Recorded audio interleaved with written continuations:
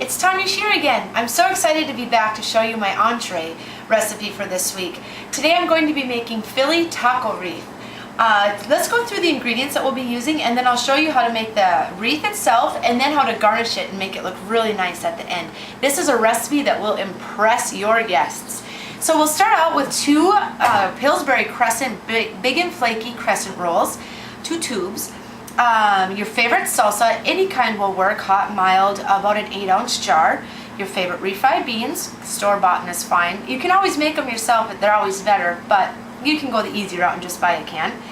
About ½ pound of ground beef. 80-20 is the best. You'll get the best flavor from it. It is a little bit more fattening, but it tastes so much better. A bag of taco seasoning, 1 white onion, of course our Philadelphia and cream cheese. We'll be using 1 8-ounce block today. And then for the garnishments, for how to really dress it up and get all the side parts of it to accompany it, will be 1 avocado, some baby grape tomatoes, shredded lettuce, some jalapenos if you like them, and of course everybody's seen this trick, sour cream in a baggie. We'll use this to do some decorating and really dress it up. Alright, let's get started. We're going to brown the ground beef, and with that we'll mix it with the salsa and the onion. So I'm just going to get started putting the ground beef into the pan, into a nicely heated pan. Turn it up just a bit. And we'll just chop this up a little bit, break it up, because this is going to be creating our filling in the wreath. It's going to be the refried beans, the ground beef, and our Philadelphia cream cheese mixed with some taco seasoning. You're going to love it. Did our flame go out? Oh, let's turn that up a little bit. All right, and like I said, to that we're going to add the onion and the salsa.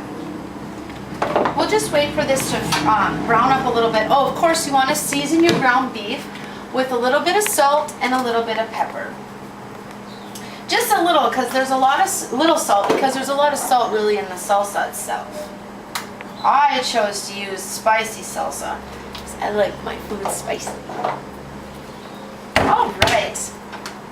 Now while that's just heating up and browning a little bit, we'll get started on the other part of the filling, which is the Philadelphia cream cheese, 1 8-ounce block, and mixed in with our taco seasoning. Now I did leave this out once again at room temperature so that it can get really soft, and it's much easier to work with than that way. So we'll just open this up. Oh, I just love the packaging on Philadelphia. I'm such a nerd for packaging, but I just love the way it comes in its little block here. So we will be using 1 block, and we're just going to add that to a bowl. There we go. And to that we're going to mix in a ½ packet of taco seasoning. Okay, so we're just mixing together the 8-ounce block of cream cheese with our ½ pack of taco seasoning. Cream cheese is such a great base. It just carries all the flavors of anything you mix with it. You can use it on so many things. It's just great. All right, this is coming together nicely. This mixture of the cream cheese mixed with the taco seasoning, you can also use on, I'm sure you've heard of a 7-layer dip where you use sour cream. Instead of using sour cream, use the Philadelphia cream cheese mixed with taco seasoning, and then layer your meat and your beans and your cheese. You can do so many things with this. You can put it into tortillas when you make burritos. Oh, yummy. All right, that looks pretty good. Let's just set that aside. We can come back and finish mixing it in a minute. And I hear the meat is sizzling up pretty nicely. So we'll just break this up a little bit more, and let's get the onion down inside there to add flavor while it's cooking. This is the best time to get flavor. I'm going to just put that much, about half of the white onion in. I like onion. So I did leave the chop fairly big chop so that you get a little onion in each bite. If you don't like onion as much, chop them a little bit smaller. Alright, so now let's form the wreath.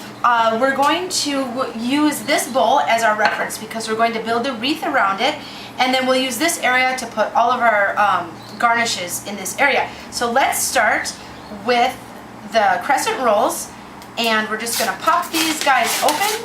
Hopefully they pop easily. There we go. All right. And what we want to do then is just roll these out on a clean surface. Okay. Works the best when these are a little bit cold, so keep them in the refrigerator until you're ready to use them. When they get warm, they get a little bit, they move too much.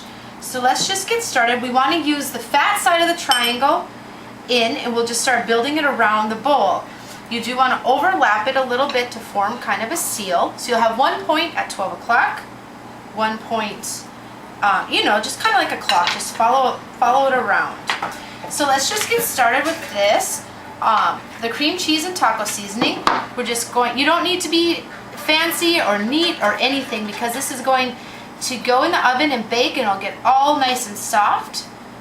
And all the flavors will just blend together. Let's do the refried beans next. Just a little layer around the bottom. All right, mix that in really good so that all the salsa is fully coated the beef. Okay, and we'll just spoon this on top of there. We're just about done. Isn't this easy, you guys? And so fancy. So we'll just spoon this on. All right, watch this, you guys. So fancy. All you do is fold it over. Oh my, how cool does that look? Oh, we lost one of our little peaks. And you just want to keep the circle in the center open again. Fold it over. Oh, goodness gracious. Now some might think, oh, you forgot the cheese. You don't need the cheese because you have Philadelphia cream cheese. It's so much better this way. Okay. There you go. All right, guys, now all we're going to do, form our circle a little bit more, make sure our bowl is going to fit. Beautiful. And then I have the oven preheated to 350 degrees, just as the package says for the crescent rolls, and you pop it in. It's going to cook for 19 minutes, so I'll meet you back here in just a minute. All right, so it's hot out of the oven, and boy, does it smell good. So what I'm going to do now is garnish it. And what we want to do first is just form a little barrier out of tin foil just to put on the bottom, because we don't want any wilty lettuce. So we'll put that right on the bottom, and then let's just mound up some shredded lettuce in the center. Mound it up in there. Oh gosh, doesn't that look beautiful, nice and fresh? So mound that up. Then we just want to take some slices of avocado. You can use guacamole too. Just want to lay some slices of avocado down there. Let's try to make this really pretty. Oh, look at how pretty that is. Nice and fancy. I'm sure you've all seen this little trick, but it's a great way to put sour cream on without having to spoon it on and glob it. So we just want to give a little zigzag through there. Doesn't that look beautiful? All right. Let me get this out of the way.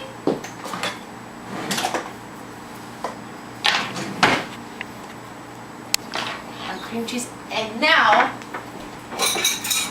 it's time to try. I tell you, I've been waiting to do this all day. Get a nice chunk out of there. You've got your bread, you've got meat, you've got vegetable, you've got a little bit of fat in there. It's going to be great. So I'm going to get some lettuce. I love avocado and a jalapeno. All right.